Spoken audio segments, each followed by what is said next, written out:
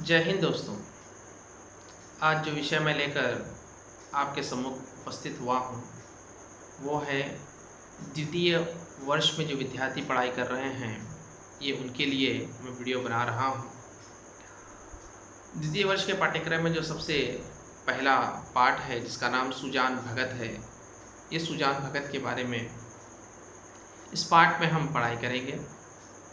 सुजान भगत एक ऐसे व्यक्ति का यहाँ पे लेखक ने परिचय देने की चेष्टा की है जो समाज में, समाज के लोगों में उसका एक अपना ही स्थान, अपनी ही इज्जत, अपनी ही एक मर्यादा होती है, लेकिन अपने घर में पत्नी, बेटों के नज़र में और अपने ही घर में धीरे धीरे उसकी जो सम्मान है, इज्जत है, जो अधिकार है, वो धीरे धीरे कम होने लगते हैं। एक ऐसा व्यक्ति जो अपने जीवन में अपने परिवार को संपूर्ण रूप से खुशियाँ देने की कोशिश करता है, लेकिन कुछ ऐसी परिस्थितियाँ उसके जीवन में उत्पन्न हो जाती है, उस परिस्थितियों को देखते हुए वो व्यक्ति ये सोचने पर मजबूर हो जाता है कि उस परिवार के लिए जो व्यक्ति, यानी कि इस पाठ का जो मुख्य पात्र है जिसे हम सुजान भगत के नाम से जानते हैं, वो ये सोचने पे मजबूर हो जाते हैं कि जिस परिवार के लिए उन्होंने इतना कठिन परिश्रम किया, आज धीरे धीरे उनका अधिकार, उनका सम्मान उसी घर में उनसे छीना जा रहा है। प्रिय विद्यार्थी, इससे पहले कि हम इस पाठ के बारे में और जानने की कोशिश करें, इस पाठ को जानने से पहले हमें ये भी जानना बहुत ज़रूरी है कि इस पाठ को लिखने वाले जो लेखक हैं वो कौन हैं और उनका परिचय क्या है। तो चलिए मैं लेखक का परिचय करा देता हूँ। तो यहाँ पे जो लेखक है, हिंदी साहित्य के क्षेत्र में इन्हें एक सम्राट के तौर पर कहा जाता है। सम्राट मुंशी प्रेमचंद के नाम से ये जाने जाते हैं। हिंदी साहित्य के क्षेत्र में इन्होंने अपनी लेखनी के माध्यम से जो उपस्थिति दर्ज कराई है वो अनमोल है, क्योंकि इनके लेखनी के माध्यम से जो कहानियाँ निकली हैं, जो उपन्यास निकले हैं, वो समाज और समाज में रहने वाले बहुत सारे लेखकों को प्रेरणादायक हैं। इनके माध्यम से वो बहुत कुछ सीख सकते हैं। मुंशी प्रेमचंद जो हैं, इनका जो जन्म है 31 जुलाई 1880 में काशी के निकट एक लम्ही नामक गांव में होता है, और वहाँ पर इनके जो पिता हैं उनका नाम अजायब राय और माता का नाम आनंदी देवी था। जो इनका जो जीवन है, प्रेमचंद का जो जीवन है, वो संघर्ष पूर्वक था। इनके जीवन में इन्होंने बहुत सारी कठिनाइयों को झेला, और जो इनकी पढ़ाई है इन्होंने अपने घर पे रहते हुए ही इन्होंने पढ़ाई की। श्री मुंशी प्रेमचंद हिंदी साहित्य के क्षेत्र में उपन्यास, कहानियाँ लिखने से पहले ये उर्दू साहित्य के क्षेत्र में भी लिखा करते थे, और वहाँ पर इन्हें नवाब राय के नाम से जाना जाता था। लेकिन बाद में हिंदी साहित्य के क्षेत्र में इन्हें प्रेमचंद के नाम से जाना जाने लगा। करीब करीब हिंदी साहित्य में इन्होंने 300 कहानियों को लिखा और बहुत सारे उपन्यासों को भी इन्होंने लिखा है। इनके माध्यम से जो उपन्यास सबसे ज़्यादा जो प्रसिद्ध हुए हैं उनके नाम इस तरह से हैं: सेवा सदन है, प्रेमाशय है, रंगभूमि है, निर्मला है, कर्मभूमि है, गबन है, गोदान है। ये अनमोल कह सकते हैं, या हिंदी साहित्य के क्षेत्र में श्री मुंशी प्रेमचंद के माध्यम से जो सबसे ज़्यादा प्रसिद्ध होने वाला अगर कोई उपन्यास था तो वो था गोदान। गोदान, हाँ प्रिय विद्यार्थी, गोदान, ये गोदान एक ऐसा उपन्यास था जिसके ऊपर भारत सरकार ने, या एक दूरदर्शन के ऊपर एक सीरियल बना हुआ था गोदाम नामक से, और इस गोदाम सीरियल में ये दिखाने की कोशिश की गई थी कि हमारे भारत देश का जो किसान है, यानी कि इसके अंदर सबसे प्रमुख जो पात्र था वो किसान का था, और किसान किस तरह से आज हमारे देश के अंदर उसकी हालत क्या है, उसकी किन परिस्थितियों में वो रहता है, और किस तरह से वो समाज में रहते हुए समाज के कुछ लोगों के हाथों से उसका जो शोषण होता है वो इस गोदाम उपन्यास में दिखाने की कोशिश की गई थी। और ठीक उसी तरह से सुजान भगत जो पाठ जो श्री मुंशी प्रेमचंद जी के माध्यम से जो लिखा गया है, उसमें भी यहाँ पर एक व्यक्ति के बारे में लिखा गया है जिसका नाम सुजान है। सुजान जो है वो एक किसान है, और किसान होने के नाते उसने अपने परिवार के लिए जो अपनी योग्यता है, क्षमता है, उसके अनुसार उसने अपने परिवार को हर सुख सुविधाएं देने की कोशिश की। और जब समय आया कि वो कुछ समय के लिए आराम करें, लेकिन उस समय कुछ ऐसी परिस्थितियां वहाँ पे उत्पन्न होती हैं, और उस परिस्थितियों को देख उस परिस्थितियों के कारण से सुजान भगत यहाँ पे सोचने पे मजबूर हो जाते हैं कि क्या अब अपने ही घर में, अपने ही लोगों के हाथों से उनका अनादर हो रहा है। तो यहाँ पे इस पार्ट में हम देख सकते हैं कि एक व्यक्ति अपने कठोर परिश्रम से, मेहनत से, जो अपना जो सम्मान है, जो उन्हें लगता है कि वो धीरे धीरे उनके हाथ से निकल जा रहा है, या उनके हाथों से लिया जा रहा है, वो पुनः उसे प्राप्त करते हैं, और पुनः प्राप्त करने के लिए कठिन परिश्रम से गुजरते हैं, और कठिन परिश्रम करते हैं, और परिश्रम कर कर ये साबित करते हैं कि मनुष्य कठिन परिश्रम से बहुत आगे आ सकता है। आगे मैं पाठ को शुरू करूं, थोड़ा सा अपने बारे में परिचय देना चाहूँगा। मेरा पूरा नाम जाफ़र शरीफ है। पिछले 2008 से मैं हिंदी विभाग में अध्यापक के रूप में कार्य कर रहा हूँ। मुझे बहुत जगह पढ़ाने का मौका मिला। मेरे विद्यार्थी जो इस समय पढ़ाई कर रहे हैं, हम सब जानते हैं कि कोरोना काल के अंदर इस समय जो पाठशालाएँ हैं, विद्यालय हैं, महाविद्यालय हैं, विश्वविद्यालय हैं, या शिक्षा विभाग के अंदर बहुत ज़्यादा परिवर्तन हम देखने को मिल रहा है, क्योंकि इस समय पूरी तरह से जो शिक्षा का विभाग है वो बदल चुका है। ऑनलाइन से क्लासेस हो रहे हैं।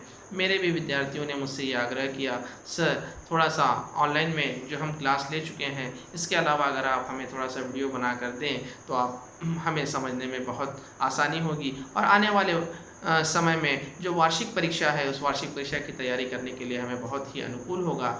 ये जब मेरे विद्यार्थियों ने मुझसे कहा तो मैं उनके लिए वीडियो बना रहा हूँ। और जो मेरे विद्यार्थी नहीं हैं, यानी कि जो अन्य महाविद्यालयों में पढ़ रहे हैं, ये उनके लिए भी लाभदायक है, ये उनके लिए भी लाभदायक हो, और वो भी इस वीडियो से लाभ उठाएं, इस मंगल कामना के साथ। और उस सर्वशक्तिमान जो ईश्वर है, उससे ये प्रार्थना करता हूँ कि जो एक कोरोना वायरस की जो लहर चल रही है, ये जल्द से जल्द ख़त्म हो जाए। पुनः हम एक मर्तबा जो पाठशाला में, विश्वविद्यालय में, महाविद्यालय में जिस तरह से हम क्लासेस में पढ़ाई करते हैं, उस तरह से करने का हमें वो सर्वशक्तिमान भगवान हमें फिर एक मर्तबा मौका दे। इस कामना के साथ मैं ये पाठ शुरू कर रहा हूँ। और इस पाठ के अंदर अगर मैं किताब में एक एक वाक्य को अगर समझाने की कोशिश करूँगा तो वीडियो बहुत लंबी हो जाएगी। इस बात को ध्यान में रखते हुए मैं ये कोशिश करूँगा कि इस पाठ के अंदर जो मुख्य पाठ की जो कहानी है वो आपके सामने लाऊं, ताकि आपको कहानी समझ में आए, और समझ में आने के बाद आप उसे लिख सकें, और उसे परीक्षा में लिखकर अच्छे अंकों से सफल हो जाए, ये मैं कामना करता हूँ।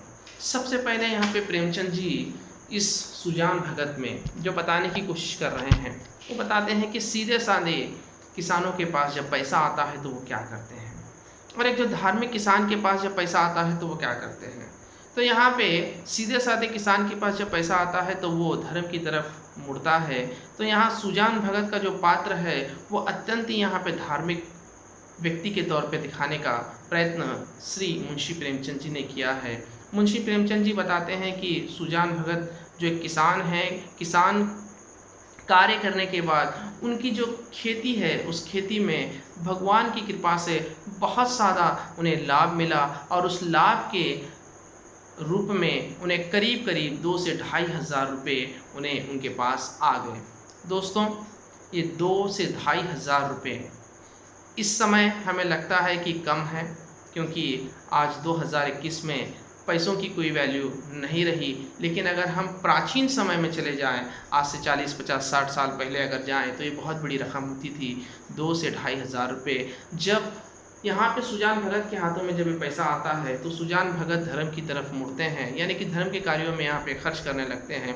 देखते ही देखते यहाँ पर सुजान भगत जहाँ पर रहा करते थे, जिस गांव में, ये एक ग्रामीण कथा है, गांव में रहने वाले व्यक्ति के रूप में लिखी हुई कथा है लेखक प्रेमचंद जी के द्वारा। गांव के अंदर यहाँ पे सुजान भगत रहते हैं। जहाँ पर सुजान भगत रहा करते थे, वहाँ पर सुजान भगत ने गांव के लोगों के लिए और दूसरे लोगों के लिए इन्होंने अपनी क्षमता अनुसार और धर्म के कार्य में जो उस समय वो कर सकते थे, उन्होंने दान पुण्य का काम करना शुरू कर दिया। यानी कि देखते ही देखते ये गांव में प्रसिद्ध होने लगे और आसपास के गांव में भी ये प्रसिद्ध होने लगे। लोग उनके पास आते, उनके पास आकर वो रहने लगे। यानी कि सुजान भगत जिनके पास सहारा नहीं है रहने का, उनके लिए चौपाल बनाए। वहाँ पर बहुत सारे लोग आते, वहाँ पर रहते। सुजान भगत उनका दिल से स्वागत करते, दिल से उनकी सेवा करते। सुजान भगत जैसे जैसे उनकी सेवा करते, वहाँ पर कोई बड़े अधिकारी आते, वहाँ पर बड़े अफसर आते और वहाँ पर आकर रहते। सुजान भगत उनकी भी सेवा करते। एक सामान्य व्यक्ति आता, उनकी भी सुजान भगत सेवा करते। और देखते ही देखते सुजान भगत गांव में और आसपास इतने प्रसिद्ध हो गए कि उन्हें सब एक धार्मिक व्यक्ति के रूप में जानने लगे। सुजान भगत का मानना ऐसा था कि जो सच्चा व्यक्ति होता है, यानी कि जो धर्म का कार्य करता है, वो क्या करता है, लोगों की सेवा करता है। जैसे कि यहाँ पे एक शब्द प्रेमचंद जी ने लिखा है, किसान को दूध घी से क्या मतलब, उसे तो रोटी और साग चाहिए। सुजान भगत एक किसान है और हम सब जानते हैं कि जो किसान है उनके घर में दूध, दही, घी ये उपलब्ध बड़ी आसानी से होता है। और सुजान भगत के पास भी था। सुजान भगत अक्सर कहते थे कि एक सच्चे जो किसान होते हैं उन्हें दूध और जो दूसरी चीज़ें हैं, दूध, घी हैं, उससे क्या मतलब, ये तो सेवा के लिए है, ये तो उन लोगों के लिए है जो आकर उनके पास रहते हैं। और एक सच्चा किसान जो है, यानी कि वो अपने आप के लिए कहते कि उन्हें तो सिर्फ क्या चाहिए, खाने के लिए रोटी और साग चाहिए, जिसे हम दाल कह सकते हैं। और देखते ही देखते सुजान भगत ने धर्म के कार्य को करने के लिए गाँव में एक कुआं बनवाया, जो ऐसा कुआं जो सार्वजनिक कुआं है, यानी कि लोगों के लिए पानी उपलब्ध कराने वाला कुआं उन्होंने बनवाया। और उस कुएं का महायज्ञ हुआ। वहाँ पर एक पूजा पाठ हो गई और वहाँ पर लोगों को पानी, स्वच्छ पीने के पानी या गांव की या सार्वजनिक तौर पर लोगों को पानी उपलब्ध कराने के लिए सुजान भगत ने कुआं भी बनवाया। अक्सर एक प्रश्न आता है प्रिय विद्यार्थी कि सुजान भगत ने गांव में क्या बनवाया, तो यहाँ पे इसका उत्तर है सुजान भगत ने कुआं बनवाया। और जैसे जैसे इनकी जो प्रसिद्धि है वो बढ़ती चली गई, तो कुछ लोग वहाँ पे आते हैं। जैसे कि यहाँ पे गया से कुछ यात्री आते हैं। गया जो इस समय बिहार में है, बिहार में एक स्थान है, वहाँ से कुछ साधु संत आते हैं। वो आकर सुजान भगत के पास रुकते हैं। सुजान भगत भी उनकी दिल खोल के सेवा करते हैं। और जब उनकी सेवा करते हैं तो सुजान भगत के मन में ये ख्याल आता है कि हम भी क्या करें, धर्म का कार्य करें। और वो अपनी पत्नी से कहते हैं चलो हम भी क्या करें, गया के लिए चलें। कहने का अर्थ है यहाँ पर वो धर्म के कार्य को करने के लिए अपनी पत्नी को, वो जो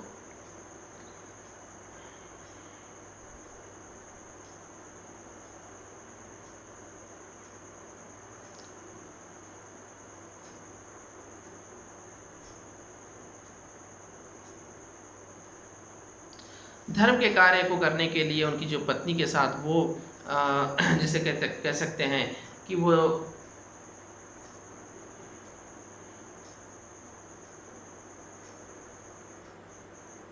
धर्म के कार्य करने के लिए कहते हैं।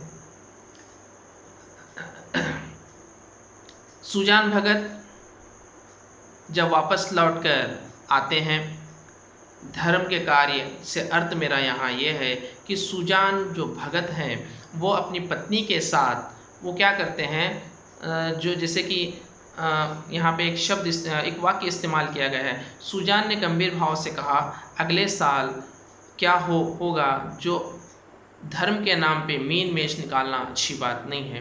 कहने का अर्थ यह है कि वो धर्म के कार्य को करने के लिए अपनी पत्नी के साथ जाते हैं और जाकर जब वापस आते हैं तो बहुत सारे लोग वहाँ पर इकट्ठा होते हैं। एक बहुत ही ब्रह्मभोज का वहाँ पे आयोजन किया जाता है सुजान भगत और उनकी पत्नी के सम्मान में। 11 गांव के लोग वहाँ पे उपस्थित होते हैं। 11 गांव के लोग वहाँ पर आते हैं और उनके लिए भोजन का प्रबंध सुजान भगत करते हैं।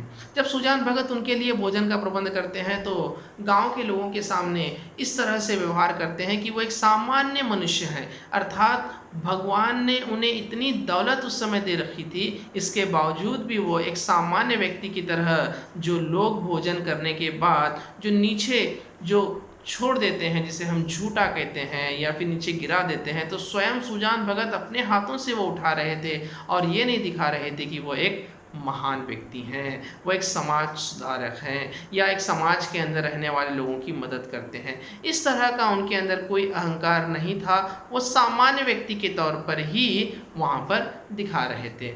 जैसे कि धीरे धीरे समय गुज़रता चला जाता है, सुजान भगत जो हैं वो इतने प्रसिद्ध हो जाते हैं कि वो पूजा पाठ में, धर्म के कार्यों में इतना आगे बढ़ जाते हैं कि हर तरफ वो सिर्फ़ और सिर्फ अब लोगों की भलाई सोचने लगते हैं और लोगों के लिए अच्छे से अच्छा कार्य करने की सोचते हैं। जैसे जैसे समय बीतता है और जैसे जैसे समय आगे बढ़ता चला जाता है, सुजान भगत का जो सम्मान है वो गांव में, गांव के रहने वाले लोगों में और दूसरे जो अन्य व्यक्ति हैं उनके पास तो बहुत अधिक होता है, लेकिन अपने ही घर में वो अपने अधिकार से वंचित होने लगते हैं। जैसे कि उनकी जो पत्नी है उनका नाम है बुलाकी और बड़े बेटे का नाम है शंकर, छोटे बेटे का नाम है भोला। ये तीनों अपने, यानी कि जो सुजान भगत है, सुजान भगत से किसी भी तरह से वो राय लेना पसंद नहीं कर रहे कि किस खेत में क्या बोना है, किस से क्या पैसे लेना है, किस व्यक्ति से किस तरह का व्यवहार करना है, ये खुद वो देख रहे थे। और सुजान भगत का अपने घर पे, अपने खेत पे, अपने व्यवहार से धीरे धीरे धीरे जो अधिकार है वो छिन रहा था। अपने ही घर में, जिस घर को बनाने में, जिस परिवार को बनाने में सुजान भगत ने कई वर्ष लगाए होंगे और वही परिवार के लोग, वही सदस्य, वही पत्नी, वही बेटे, जब सुजान भगत को सिर्फ इसलिए उनसे राय, उनका अभिप्राय लेने से बच रहे हैं क्योंकि वो ज़्यादा से ज़्यादा समय जो है वो दान पुण्य में लगा रहे हैं, अब वो सांसारिक ना होकर धार्मिक हो गए। इस तरह का जो सोच है, इस तरह का जो मानना वो बुलाकी में, जो उनकी पत्नी है, उनके जो 2 बेटे हैं भोला और शंकर का है। एक दिन की घटना है दोस्तों, मनुष्य के जीवन में कभी कभी ऐसी घटनाएं घट जाती हैं कि मनुष्य ना चाहते हुए भी ये सोचने पे मजबूर हो जाता है कि उसकी स्थिति समाज में क्या है, उसकी स्थिति घर में क्या है, उसकी स्थिति अपने संबंधियों के पास क्या है। सुजान भगत भी अपने घर में एक दिन की घटना है, सुजान भगत भी अपने घर में आराम कर रहे थे, पेड़ के नीचे बैठकर आराम कर रहे थे। इतने में वहाँ पर एक भिखमंगा यानी कि भिक्षुक आता है और भिक्षुक आकर वो सुजान भगत से कुछ मांगता है, यानी कि कुछ भीख के स्वरूप में वो कुछ मांगता है। वो कुछ वहाँ पे जब मांग रहा था तो बुलाकी जो है वो घर में कार्य कर रही थी। बुलाकी वहाँ पर जब कार्य कर रही थी तो सुजान उनकी तरफ देखकर कहते हैं कि ये कुछ देर